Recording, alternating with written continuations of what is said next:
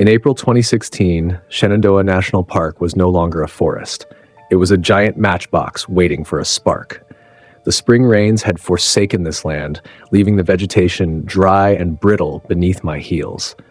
I could hear the groaning of the old, water-starved oak trees whenever the wind swept through the gorge. I wasn't a professional long-distance hiker seeking the challenge of the Appalachian Trail. I was a landscape photographer, a hunter of the chiaroscuro moments that ordinary people miss. My goal today was the western slope of Rocky Mount, where jagged quartzite outcrops poked out from the canopy, promising a perfect sunset angle down into the Shenandoah Valley. 5 p.m. The sun began to dip, painting the sky a brilliant but threatening fiery orange. I had left the main trail about 30 minutes earlier, maneuvering through dense mountain laurel thickets to find a tripod spot. The area was completely silent. No birdsong, no running water, only the dry, rasping sound of the wind whistling through the crevices. I found a satisfactory position on a high outcrop, looking down into a narrow, deep gorge below. I mounted the 70 to 200 millimeter telephoto lens onto the camera body, beginning to scan the scene for composition. Through the viewfinder, the world narrowed. Cold gray rocks, barren tree trunks, and then an unusual movement entered the frame. At the bottom of the gorge, about 200 meters from me as the crow flies, there was a man. He didn't look like the hikers I usually encountered. No brightly colored technical backpack, no trekking poles. He wore a dark blue worker's uniform and a baseball cap pulled low, obscuring half his face. He was stooped over a pile of dry leaves, unusually heaped beneath a dead pine tree. I twisted the focus ring. The image sharpened. In his hand was a red, 5-liter plastic jerry can. He was tilting the can, pouring a clear liquid onto the pile of leaves in the dry tree trunk. Kerosene, or gasoline. My stomach clenched. I knew what I was witnessing. This wasn't an inexperienced camper starting a cooking fire. This was a deliberate act. He tossed the empty can aside and pulled a box of matches from his jacket pocket. He struck a match and a tiny flame flared up in the gray space. He dropped it. The fire erupted almost instantly, angry and hungry. It licked at the fuel-soaked leaves, dancing wildly, and began climbing the dry pine trunk. The evening wind was blowing strongly up from the valley, fanning the flames, turning them into a rapidly growing monster. I was stunned, my finger still resting on the shutter button. I unconsciously pressed it. The camera's sharp click echoed in the stillness. The man looked up. He stared directly towards the rock outcrop where I was standing. The distance was quite far, but I felt that gaze pierce through the lens, pierce through the space that was beginning to distort from the heat. He wasn't panicked. He didn't run away. He stood there, looking at me and looking at the spreading fire behind him like a bright red cloak. Then he pointed a finger towards me. Instead of running down the valley to escape, he began climbing back up the slope, heading towards me. Panic erupted in me, like the fire below. I tore the camera off the tripod, hastily shoved it into my backpack, and abandoned the heavy tripod. I needed to move. I turned back to look. The fire had spread to a large area. Black smoke began to billow up, obscuring the sky. The wind was pushing the fire upward in the same direction as me. I was trapped between an arsonist and his creation. I plunged into the bushes, trying to find my way back to the main Appalachian Trail. If I could get there, I might encounter other hikers or find a cell signal. But the terrain of Rocky Mount was a labyrinth of loose rock and thorny thickets. 6 p.m. The smoke had caught up with me. The smell of burning wood, pine resin, and the acrid stench of gasoline stung my nose, making my lungs ache. The sky darkened not because of nightfall, but because of ash. Visibility dropped to less than 10 meters. I heard the fire roaring behind me. It was no longer the cheerful crackle of a cooking stove. It was the sound of an approaching train, the rumbling of destruction. Trees snapped and crashed as the flames devoured them. But more terrifying than the fire was the silence of the footsteps behind me. I paused briefly to orient myself, pressing my back against a large rock to escape the hot wind. Through the thick smoke screen, I saw a black shadow moving. He wasn't far from me, perhaps only 50 meters to the left of the slope. He wasn't running from the fire. He was moving parallel to me, forcing me towards the steep cliff face on the east side. He knew this terrain. He was herding me into a trap. I forced myself to keep running. My hiking boots slipped on the scree. One trip sent my knee crashing into the ground, tearing it open. I gritted my teeth and stood up. I couldn't stop. If I stopped, the fire would burn me alive. The ambient temperature rose horrendously. My face felt tight, burning as if I were standing next to a furnace. Sweat evaporated the moment it appeared. My throat was parched. Every breath felt like swallowing razor blades. I reached a less wooded area, a talus slope that stretched down to the chasm below. This was a dead end. I couldn't climb down because the cliff was too sheer, and I couldn't go back because the wall of fire was advancing from the west. From within the murky orange smoke, the man stepped out. He had removed his baseball cap. His head was bald, his face smeared with ash, but his eyes glowed with a lunatic intensity. He wore a bandana wrapped around his nose and mouth to filter the smoke. In his right hand, he held a large pine branch, the end of which was blazing fiercely like a giant torch. He was in no hurry. He knew I had nowhere left to run. Behind him, the actual wildfire was surging like a red tsunami, ready to swallow both of us. But he seemed indifferent to his own life, as long as he eliminated me. I backed up, my heel hitting the edge of the abyss. Small rocks tumbled down, disappearing into the unfathomable depths below. He approached, raising the living torch high. He wanted to force me to fall into the gorge or burn me where I stood. He wanted my death to look like a tragic accident in the wildfire. I looked around for a weapon. Only rocks. Quartzite rocks the size of a fist, sharp-edged. As he lunged, swinging the torch towards my face, I threw the heavy DSLR camera with all my might at his head. It was the most valuable thing I carried, and the only weapon heavy enough. The throw hit his forehead with a dull thud. He froze, staggering. The torch in his hand dropped low. I lunged forward, putting all my remaining strength into a kick straight to his chest. The spot where he was standing was the edge of the scree slope. The ground beneath his feet was already unstable. My kick was the final necessary impact. He lost his balance, falling backward. The whole patch of rock under his feet gave way.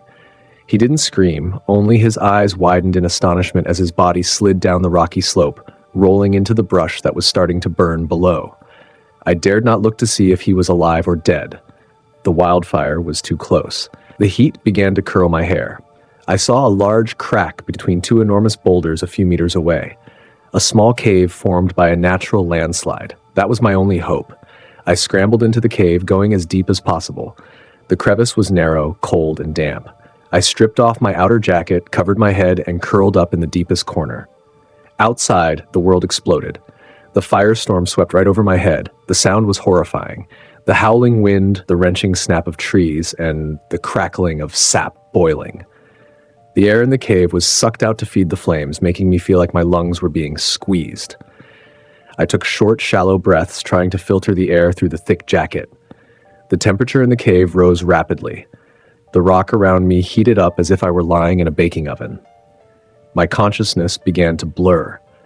I didn't know if I was awake or dreaming. Images of the man with the torch, his cold eyes, and the red inferno kept flickering in my mind. I told myself to stay awake.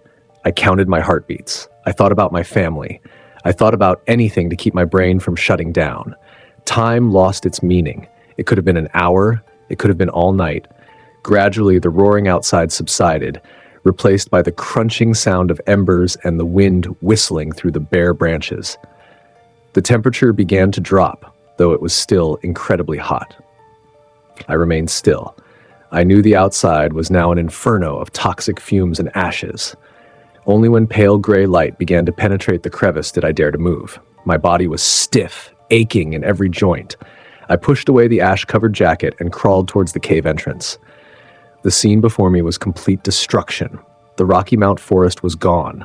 In its place was a landscape of death, black and gray. The tree trunks were merely charred columns standing alone against the sky, still smoking profusely. The ground was covered with a thick, hot layer of ash. No more green, no more life. I coughed violently, inhaling the dusty air. I stood up, staggering. My camera lay not far away, its plastic shell melted and warped, the lens shattered. The memory card inside was likely ruined. The evidence of that man had vanished with the fire.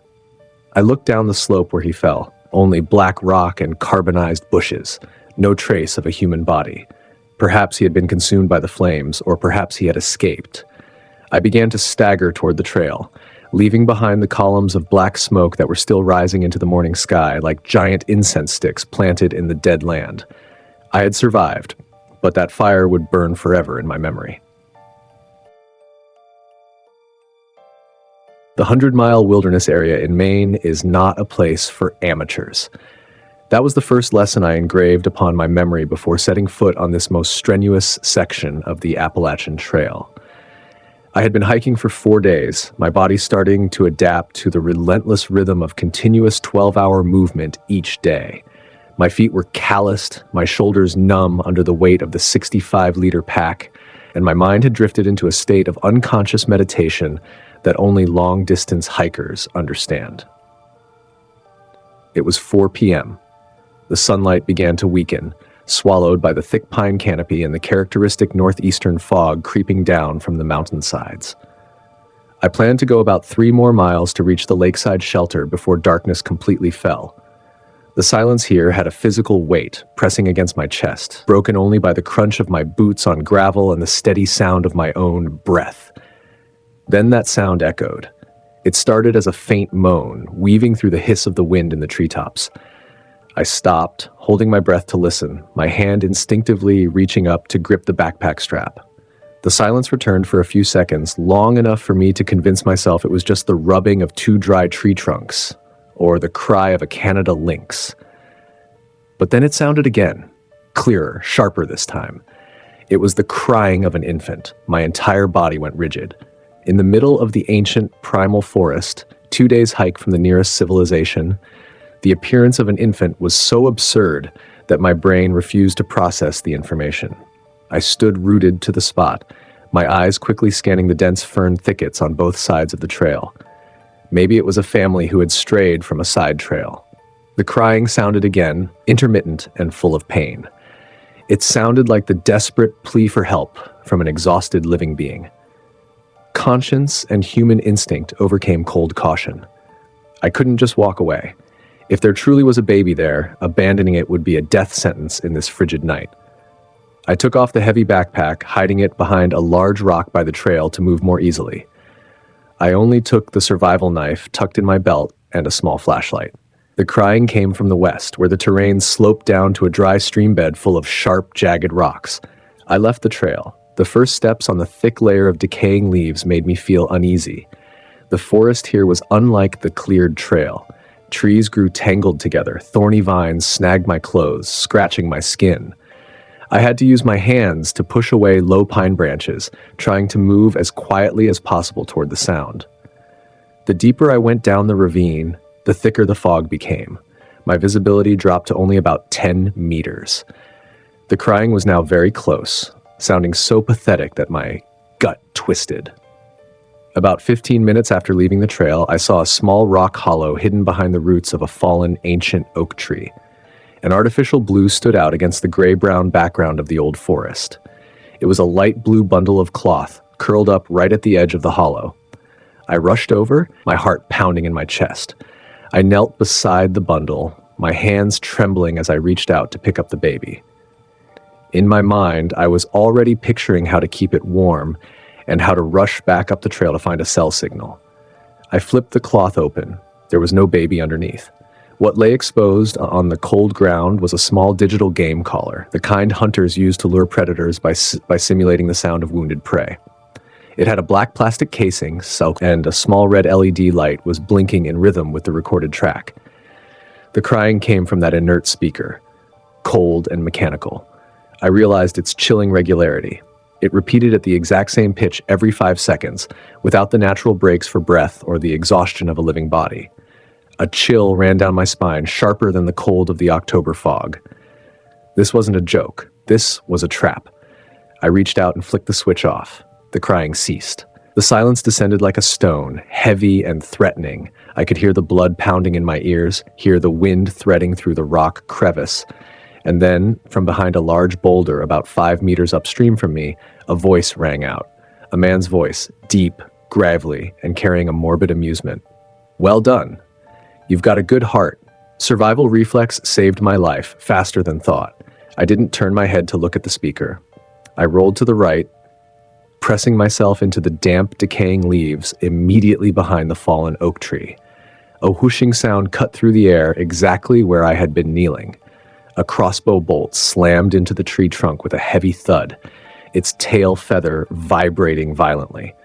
If I had stayed there for one more second, it would have gone straight through my lung. I lay flat on the ground, my hand pulling out the knife, cold sweat soaking the back of my shirt. He wasn't rushing toward me. I heard slow footsteps crunching on the gravel. He was descending from his ambush position. "Not bad," the man called out, his voice gradually moving to my left. "I like ones who can run." I realized my situation. I was at the bottom of a ravine, surrounded by steep, difficult-to-climb slopes. He was in a higher position, had a long-range weapon, and most importantly, he was the hunter. I was the prey who had willingly stepped into the cage. I couldn't run back up the old path. It was a slippery slope, and I would become a moving target for him. The only choice was to go deeper into the thicket, using the fog and the jagged rocky terrain to shake him off. The ice-cold mud soaked through my pants, dry branches scraped painfully across my face. I headed toward a dense rhododendron bush about 10 meters away. His footsteps stopped. He was listening. "I know you haven't gone far," he said. His voice was frighteningly calm. "You're the third one this month. The other two ran fast too." I bit my lip hard to stifle my gasps. He was playing mind games, wanting me to panic and run, revealing my position. I nestled into the base of the rhododendron bush, smearing mud on my face and neck to hide my pale skin. A flickering beam of a flashlight swept across the area. Night had fallen faster than I thought. It was now 6 p.m. The darkness became my only ally. He started moving closer. I heard him pushing branches aside, the heavy breathing of a long-time smoker. He walked past my hiding spot, less than 3 meters away. Through the leaves, I saw his old, muddy military boots. He wore camouflage pants, holding a specialized hunting crossbow ready in his hand. His smell assaulted my nose. The stench of sour sweat, cheap tobacco, and something fetid like dried blood. He stopped right in front of the bush where I was hiding. His flashlight beam shone directly onto the rock next to it. My heart seemed to stop. If he swept the light 15 degrees to the left, I would be discovered. My hand tightened around the knife handle, preparing for a final, desperate struggle. But he didn't turn. He spat on the ground and muttered a curse. "Lost the scent, have I?" he said to himself, his voice resentful. He turned and continued downstream, thinking I had run along the creek bed. His footsteps faded, and the metallic clinking sound grew fainter. I remained motionless. Lessons from reading about predators, both animal and human, taught me that patience is the line between life and death. He might be pretending to leave, hiding somewhere, waiting for me to come out. I lay there, cramped for a full hour. The cold of the main forest ground began to gnaw at my bones. Insects crawled onto my neck, mosquitoes bit and swelled my face. Not until 8 p.m., when the night was pitch black, did I dare to move. My limbs were stiff, aching intensely. I heard no sounds anymore. I began to crawl back up the slope. Climbing the steep cliff face in the dark without a flashlight was torture. I had to use my hands to grope for every rock hollow, every root to hold onto. My fingernails bled. My knees were scraped raw. Each time I slipped, fear flared up, worried that the sound of rolling stones would call him back. It took almost an hour for me to crawl up to the edge of the main trail. I looked toward the rock where I had hidden my backpack. It was still there. Inside the pack were my wallet, ID, and most importantly, my home address. If he returned and found the pack, he would know who I was. But if I retrieved it, the rustling noise of unpacking could alert him if he was lying in ambush nearby, and I needed speed. I decided to abandon everything. Backpack, tent, sleeping bag, papers. I kept only the knife and my life. I stood up and started running. I didn't run towards the lakeside shelter anymore. I ran back the way I had come, towards the highway I had crossed yesterday morning. It was a long stretch of over 15 miles of forest trail. I ran in the dark, my eyes wide open to catch the faint moonlight filtering through the leaves. I stumbled constantly. Tree roots tripped me, sharp rocks cut my feet, branches lashed my face. But I immediately got up and kept running. The fear of the man with the crossbow and the fake crying sound was a stimulant stronger than any caffeine. I ran like a hunted wild animal. Every time I heard a loud gust of wind, I imagined his footsteps right behind me. Around 3 a.m., I saw a light. It wasn't the moonlight, but the faint yellow glow of an abandoned toll booth by the highway. I burst out of the tree line, my legs giving out the moment they hit the hard asphalt road. I collapsed in the middle of the road, my chest ready to burst, my mouth as dry as if I had swallowed sand. I looked up at the night sky, the stars still shimmering coldly as if they had never witnessed the life and death chase in the deep forest. I had survived. But even sitting there under the streetlights, I could still hear that sound echoing in my head. Not the wind, not the truck. The steady, soulless crying of the blue machine. I knew I would never return to the woods again. And I knew whenever I heard a baby cry from now on, what I would feel wouldn't be compassion, but the ultimate horror of the trap set in the fog that year. A place where human kindness was used as bait for beasts disguised as men. November in New Hampshire bears a color of eternal decay. The White Mountains, true to their name, are not always white with snow, but often submerged in the gray bleakness of granite and a sky heavy with moisture. I parked my rental car at Pinkham Notch when the dashboard clock read 8 a.m. The air outside was bitingly cold, a dry chill that seeped through my thick jacket the moment I opened the door. I am a psychiatrist from Montreal. My job is to listen to the fragments in other people's souls, rearrange them, and sometimes I too am cut by those same fragments. This trip was a form of self-healing therapy. I needed solitude. I needed the absolute silence of nature to wash the voiceless screams of my patients out of my mind. The parking lot was empty. Only a few scattered cars remained. In the far corner near the trailhead, an old moss-green sedan was idling. White smoke puffed out of the exhaust pipe, blending with the morning fog. A man stood leaning against the car body, his hands shoved deep into his coat pockets. He wore a wool hat pulled low, obscuring his eyebrows, revealing only a stubbly chin. As I took my backpack out of the trunk, I felt his gaze. It wasn't the curious look of hikers greeting each other. It was the look of a predator assessing the size of its prey. As a psychologist, I had seen this look in patients with antisocial personality disorder. It lacked empathy, cold and calculating. I deliberately ignored it, locked the car door, and walked straight toward the Glen Boulder trailhead. The Glen Boulder Trail is famous for its steep incline right from the first few kilometers. I chose it because it was less traveled this season. I wanted to test the limits of my physical endurance to forget the fatigue of my mind. The first hour passed in gasps and a hammering heart rate. The deciduous trees had shed all their leaves, leaving only gnarled branches reaching skyward like dry fingers. Beneath my feet, the damp, decaying leaf litter muffled my footsteps. The stillness here was almost absolute, broken only occasionally by the sound of wind whistling through the rock crevices. 10 a.m. I stopped at a flat rock outcrop to rest and drink water. I reached behind me, fumbling for the mesh pocket on the side of my backpack where I always kept my insulated water bottle. My fingers met empty space. I frowned, took the backpack off, and checked. The mesh pocket was empty. I rummaged through the main compartment. Nothing there either. A slight panic began to creep into my mind.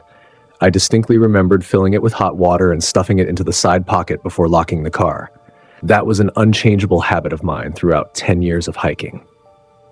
I checked the other compartments. The spare set of keys I had clipped to the small front pocket was also gone. A chill ran down my spine. To take these items while I was wearing the pack, someone must have approached me at extremely close range, right behind my back, while I was focused on climbing the slope or stopping to tie my shoelace, without my noticing at all. I turned back to look down the winding trail behind me. There was only the silent forest and the fog that was beginning to rise from the valley. No one. But the feeling of being watched was now more pronounced than ever. My sixth sense, or more accurately, my brain's defense mechanism, was screaming an alarm. I was not alone. I decided to continue, but changed my tactics. I couldn't go back down now because it was hard to watch my back on the descent. I needed to get to the tree line area where the visibility was clearer to determine if someone was following me. The higher I climbed, the lower the trees became, twisting into stunted pine bushes due to the harsh winds and storms of the high mountains.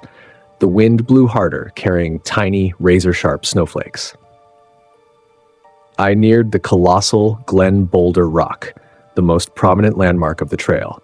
The fog was now thick, visibility reduced to less than 15 meters. I heard a crunching sound. It was very slight, like the sound of a rubber sole grinding on loose rock. It came from the left, hidden behind a large boulder.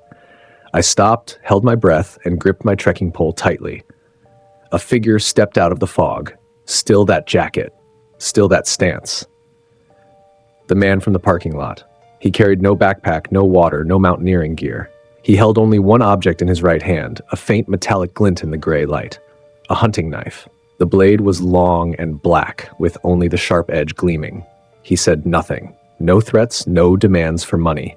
He looked at me with chilling indifference. In that instant, I quickly analyzed his behavior. He wasn't rushing because he knew no one could save me here. He had stolen my items as a psychological game to sow fear before finishing off his prey. He enjoyed the process. I took a step back. My heel caught on a protruding root. He lunged. The explosion of violence was too fast for my brain to process. He didn't yell, only a sharp exhale as he swung the knife. I reacted by instinct, raising my trekking pole to block. The blade slammed hard against the metal shaft, creating a small spark. He was too strong. The impact numbed my arm. He swung the knife a second time, this time aiming for my abdomen. I twisted to avoid it, but wasn't fast enough. The knife tip ripped through the Gore-Tex jacket, sliced through the wool sweater, and plunged into my left flank.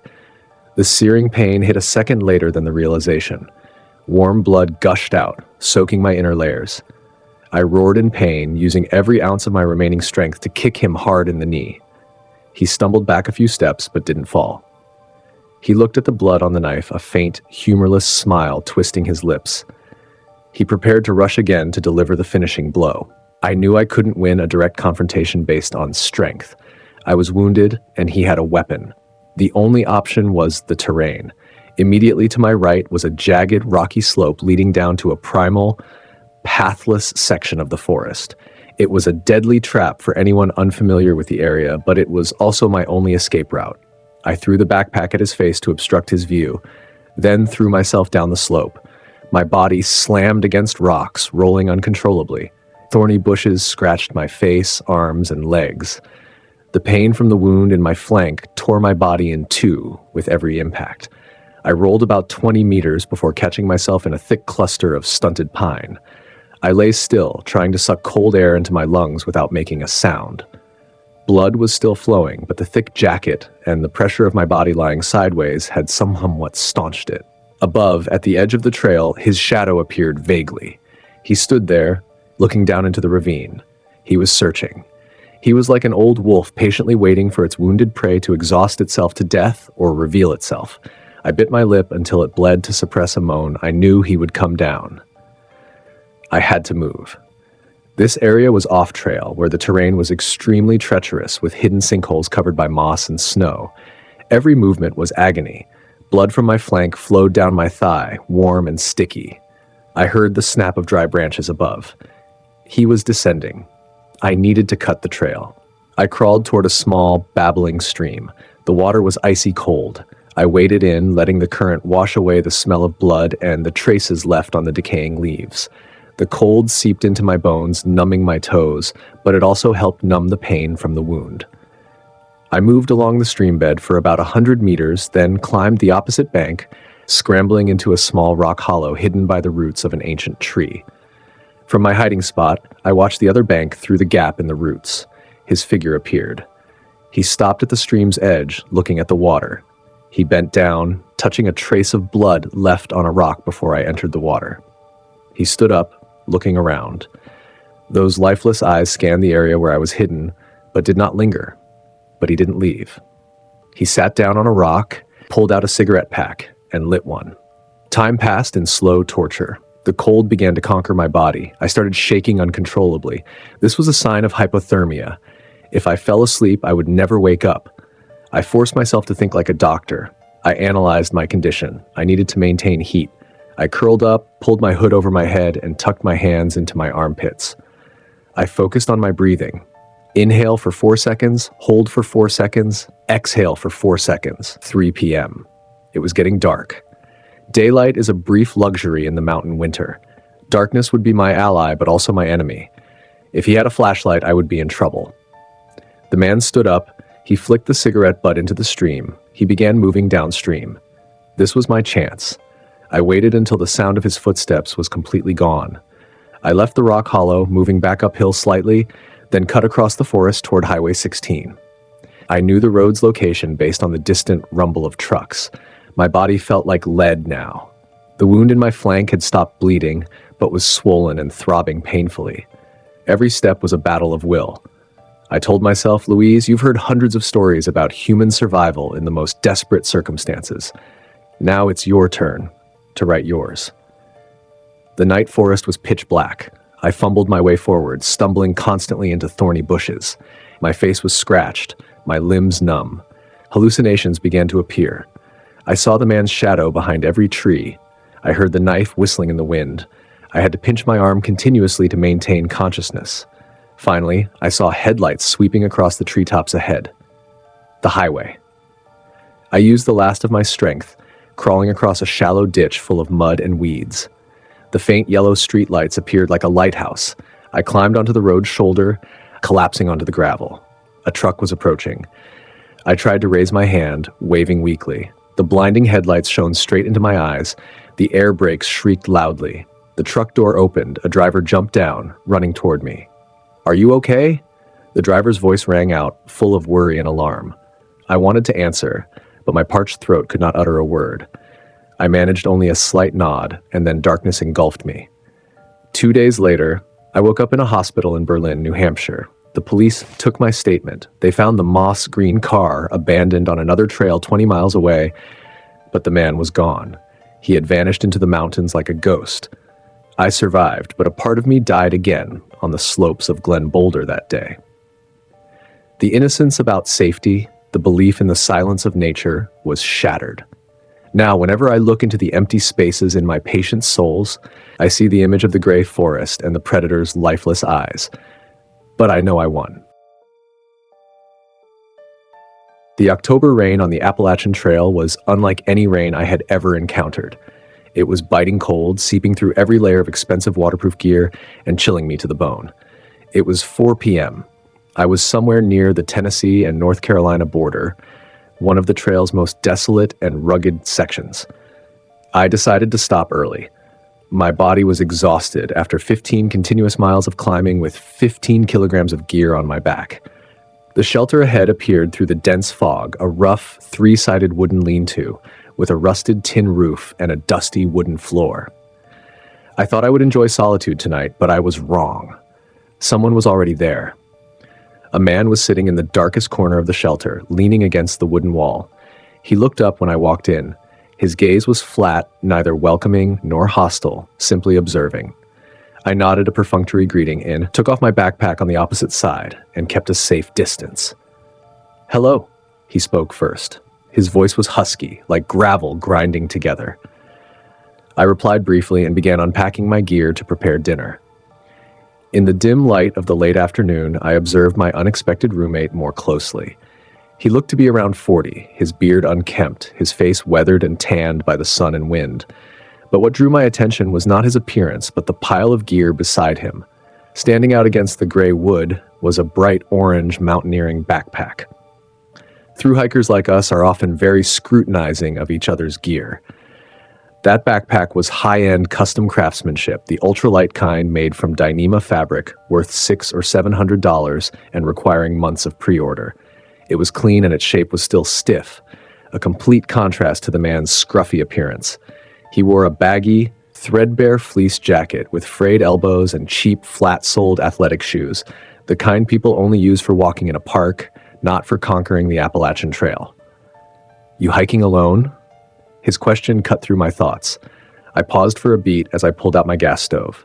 Safety rule number 1 in the wilderness: never reveal you are alone to a stranger. "My buddy is right behind me. He has a sore leg, so he's hiking slower. Should be here in about an hour." I lied fluently. He nodded, showing no emotion, then pulled a melting chocolate bar from his pocket and began to devour it. He ate as if he hadn't eaten for days, swallowing large chunks without properly chewing. Then he introduced himself as Ben. I introduced myself, but in my mind, I couldn't stop analyzing the contradiction between the expensive backpack and the cheap shoes. Perhaps he was a novice hiker who spent his money in the wrong places. Maybe he found it somewhere. That night passed in suffocating silence. The rain drummed steadily on the tin roof. I lay in my sleeping bag, my hand gripping the handle of my folded knife under my pillow. He didn't lay out a sleeping bag. He just pulled the fleece jacket tighter around himself, huddled in the corner of the shelter, and stared out into the pitch-black night. I didn't dare sleep soundly, only dozing in short bursts, and each time I woke up, his silhouette was still in the exact same posture. The next morning, the rain had stopped, but the fog had not lifted. I woke up early at 6 a.m., quickly packing my gear to leave. He rustled as he stood up too. "Aren't you waiting for your friend?" he asked as he saw me hoisting my pack onto my shoulders. A chill went down my spine. He remembered every detail of my made-up story. He texted me he'd stop at the previous shelter. "I have to go ahead to keep my itinerary."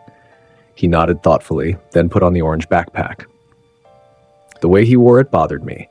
He didn't buckle the hip belt, the most important part for weight distribution. The entire load was resting on his shoulders, making his gait appear awkward. Someone who owns such a specialized backpack couldn't possibly not know how to wear it. We left the shelter together. I tried to walk fast to shake him off, but he clung to me persistently. He was breathing heavily, his heavy footsteps sinking into the muddy ground, yet he stubbornly refused to let me out of his sight. Today's trail passed through a dense section of old-growth forest. Ancient oak trees stretched their branches, blocking out the sky, making the space below gloomy as dusk.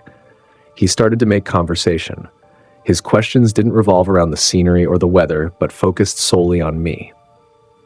"How long have you been hiking? Does your family know you're on this section?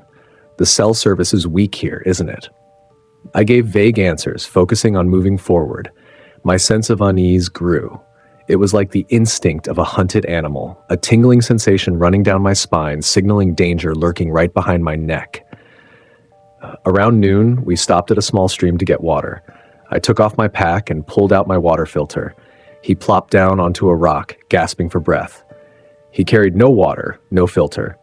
He just scooped his face into the stream and gulped down the untreated water. Professional hikers never drink unfiltered stream water unless they want to die from intestinal bacteria. I looked at his orange backpack placed on the grass. At this close range, I noticed a detail that made my heart skip a beat. Embroidered on the left shoulder strap was a small neon blue inscription, "David's Journey." David. He said his name was Ben. Maybe he bought the used backpack. Maybe it was his son's name. There were 100 reasonable explanations, but my mind dismissed them all. I remembered the cheap shoes, the way he ate the candy bar last night, the way he didn't know how to wear the pack, and his prying questions about my contact with the outside world. I stood up, pretending to go to the bathroom, and walked toward the information board erected at the trail junction a few dozen meters away. These boards usually posted maps and ranger announcements. The glass of the information board was foggy with moisture and moss, but I could still make out a flyer wrapped in a clear plastic sleeve taped to the bottom corner. The paper was printed in black and white, the ink slightly blurred from dampness, but the bold heading struck my eyes. Missing person alert. Name, David Miller. Age, 28. Distinguishing features, 6 feet tall, brown hair. Last seen, October 10th in the Fontana Dam area. Gear carried, custom orange Z-Pax backpack with name embroidered on the shoulder strap. Today is October 24th. Fontana Dam is over 50 miles south of here. The blood in my veins seemed to freeze. I felt nauseous. The man sitting there drinking stream water was not Ben. He was the one who met David. And now, David was gone, and he was wearing his backpack. I heard the rustle of dry leaves behind me. "Find anything interesting?" His voice rang out right next to my ear. I jumped, spinning around. He was suddenly there, his right hand shoved deep into the pocket of his fleece jacket. The distance between us was less than 2 meters. He wasn't looking at the information board. He was staring intently into my eyes. The lifeless eyes of last night now glowed with a cold calculation. He knew I had seen the flyer. Nothing. Just checking the map. I tried to keep my voice steady, but I knew I had failed. He smirked, a twisted smile that revealed stained teeth, What does the map say? How much further do we have? He had included me in his plan. About 10 miles to the road. I need to move fast. I took a step back, my hand instinctively reaching for my hip where I usually kept my folding knife. But I suddenly remembered I had left the knife in my backpack by the stream. I was completely unarmed. He pulled his hand out of his pocket. Not a knife, but a coil of black paracord. He fiddled with the rope in his hand, his gaze never leaving mine. Don't rush. This forest is easy to get lost in. Let's go together for fun. I didn't reply, turning quickly and walking toward my backpack. I needed to grab my gear and leave immediately. He followed me, his steps now much lighter and more decisive than before. He was no longer pretending to be tired. I grabbed my pack without time to buckle the straps or adjust the fit, threw it on my shoulders, and started hiking fast. I walked quickly, taking the longest strides possible. He was right behind me. The distance was just 3 footsteps. Beautiful view, isn't it? Don't you think so?